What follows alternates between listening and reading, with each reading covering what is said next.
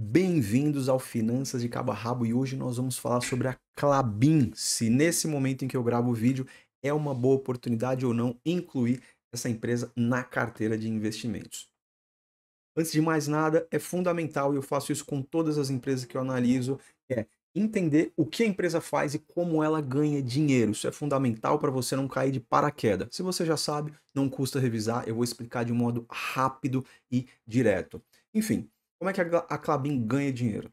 Ela planta árvores de uma forma bastante sustentável e até barata, podemos dizer assim, porque as florestas são próprias, né, da própria empresa. E com essas árvores ela faz papel e celulose.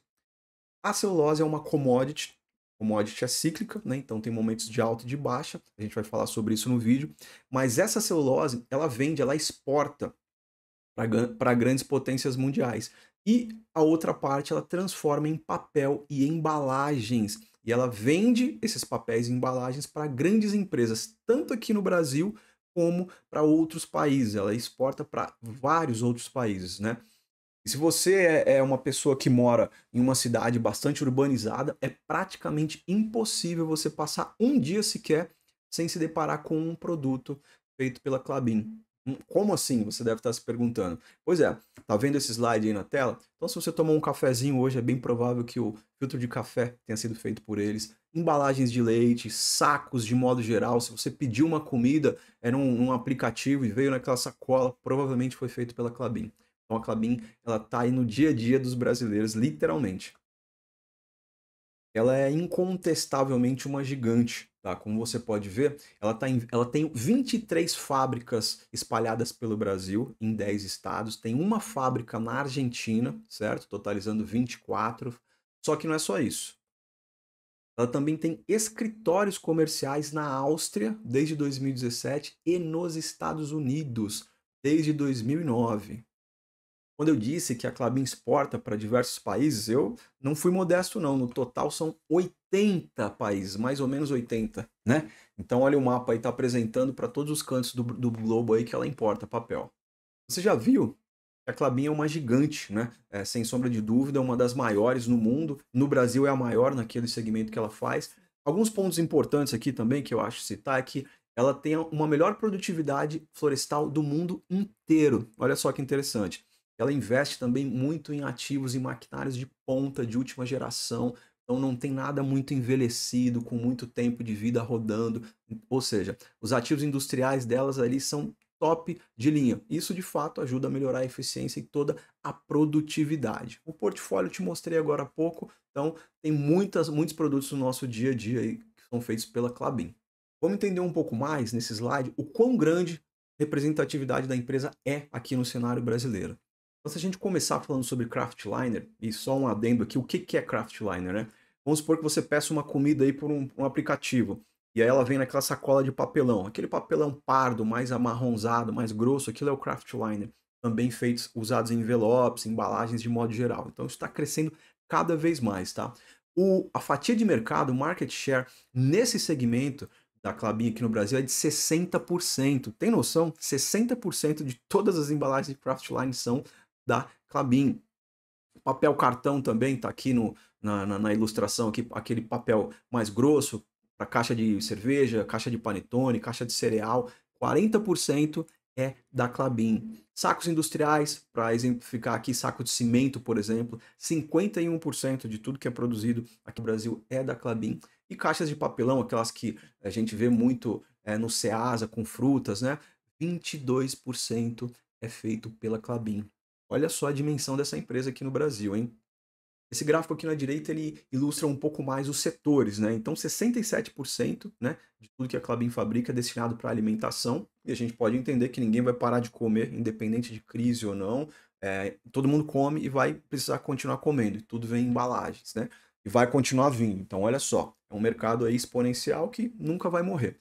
Bens e consumos, 13%. Construção, também é um ramo que tem momentos aquecidos aí, né? E outros, 12%. Isso tudo que eu estou citando é importante para você ter uma dimensão do tamanho e da importância da empresa em alguns dos mercados, né, mais latentes no nosso país e no mundo. Outro ponto importante a se salientar é que, por questões de sustentabilidades ecológicas, cada vez mais a tendência é que o plástico, né, seja substituído por embalagens de papel. Então a gente pode visualizar no curto, médio e longo prazo um possível crescimento. Antes de entrar na parte que os investidores mais gostam, que são os dividendos, já se inscreve no canal porque eu estou gravando esse vídeo na segunda quinzena de abril de 2014. E muito em breve, agora no dia 8 de maio, a Klabin vai soltar os resultados, que vai ser muito importante para a gente saber o que esperar nos próximos meses. E eu vou soltar vídeo sobre isso também. Então se inscreve para você saber na hora que esse vídeo subir aqui no canal. Vamos lá. A Klabin é uma boa pagadora de dividendos? Direto e reto. Depende do quê? Depende com qual empresa você compara, o percentual de yield. A gente percebe aqui, analisando os últimos 10 anos, que ela paga com consistência. Falhou aqui em 2020, né? Mas aí aconteceu com a pandemia no mundo inteiro, enfim, muitas empresas não pagaram. Mas se a gente analisar aqui o histórico, ela paga sim com consistência. Entretanto, o percentual de yield não é estável, porque celulose é cíclica, é commodity. Então, assim como Petrobras, assim como Vale, é importante entender o ciclo de commodity. Comparando aqui, 2015 ela pagou 1,76 de yield, 2018 quase 7%, 22 aqui pagou 7,5% e o yield do ano passado ficou na casa dos 5,91%. 5,91%. Se a gente analisar a média dos últimos 5 anos, foi 4,21%, e o dividend yield atual, que representa os últimos 12 meses a partir da foto do momento em que eu estou gravando esse vídeo, representa 6,87%. Na minha opinião, a empresa é excelente. Eu não sou de ficar em cima do muro, então nada do que eu falo aqui é recomendação de compra ou de venda, mas apesar de ser uma empresa excelente, está num mercado exponencial, o dividend yield não é atrativo, na minha opinião. Agora, ela paga com frequência? Paga rápido. É outro ponto também a ser analisado em todas as empresas que você pensa em investir, tá? Ela sim, paga basicamente a cada trimestre, né? De 3 em 3 meses, e paga com boa velocidade. Citando como exemplo aqui o histórico do ano passado, ela anunciou em fevereiro, pagou em fevereiro, em maio, pagou em maio, agosto, pagou em agosto, novembro, pagou em novembro, e anunciou em dezembro, pagou agora no mês de março. Então anuncia com frequência, paga rápido, porém o yield não é atrativo na minha opinião. E a tendência desse yield é crescer ou subir. Comigo até o final do vídeo, que eu vou te explicar ao longo do vídeo aqui, vou te dar alguns pontos de vista para você tirar suas próprias conclusões. Uma notícia não muito boa, né, para os acionistas, é que o alvo agora da política de proventos, dos dividendos e JCPs, juros sobre capital próprio, é que fique entre 10% e 20% do EBITDA ajustado. Ou seja, vai cair o percentual do que será pago em dividendos nos próximos anos. Fica atento nisso, tá? Aqui no fato relevante, que saiu no mês 10 do ano passado, que o Conselho de Administração terá como objetivo, né, manter aí o payout entre 10% e 20% do EBITDA ajustado. Vamos analisar um histórico desse payout, como foi nos últimos anos, para a gente entender o que pode vir pela frente? Veja só aqui, ó, puxando o histórico aqui dos últimos 10 anos. Se a gente vê aqui, o payout lá em 2016 foi de 22%, ou seja, está na casa do que pode voltar a se tornar hoje. E o yield naquela época ficou ali em 2,76%. Olhando aqui em 2020, né, payout negativo, todo mundo sabe o porquê. Em 2022, ela teve um payout de 35% e o yield foi acima da média, de 7,56%. Aqui em 2024, presta bem atenção nesse ponto, pessoal. Aqui em 2024, o payout foi de 86,7%. Eu vou entrar na parte dos resultados daqui a pouco para entender se esse payout foi derivado de um EBITDA ajustado alto ou não, mas mesmo com um payout de 86,7%, o dividend yield ficou na casa dos 5,91%. Então, se com o payout alto, para não dizer altíssimo, do ano passado, o dividend yield já foi minguado, o que será que pode acontecer com payout entre 10% e 20% e se o resultado não for tão bom? Então, se você pensa em dividendos a curto, médio prazo, fica bastante atento. É óbvio que isso vai depender também das informações aí dos resultados do próximo trimestre, mas vamos ficar de olho. Complementando o que eu disse agora há pouco, em relação aos resultados do ano passado, de 2024, Klabin vendeu muito bem, vendeu 3.870.000 toneladas. O que que é o EBITDA ajustado, pessoal? O EBITDA ajustado nada mais é do que o lucro operacional sem algum eventual lucro que não é recorrente, uma venda de um ativo, uma entrada de caixa inesperada que não vai acontecer com frequência. Então, é o EBITDA ajustado que tem que ser considerado, tá? Então, essas 3.870.000 toneladas de papel e celulose vendidas geraram aí um EBITDA ajustado de 7,3 bilhões. Olha só, um número bastante expressivo. Desses 7,3 bilhões, 41% foi representado pela celulose e os demais 59% por papéis e embalagens. Um ponto importante que a gente deve analisar aqui é que se 41% veio da celulose, a gente tem que considerar também que isso é exportação.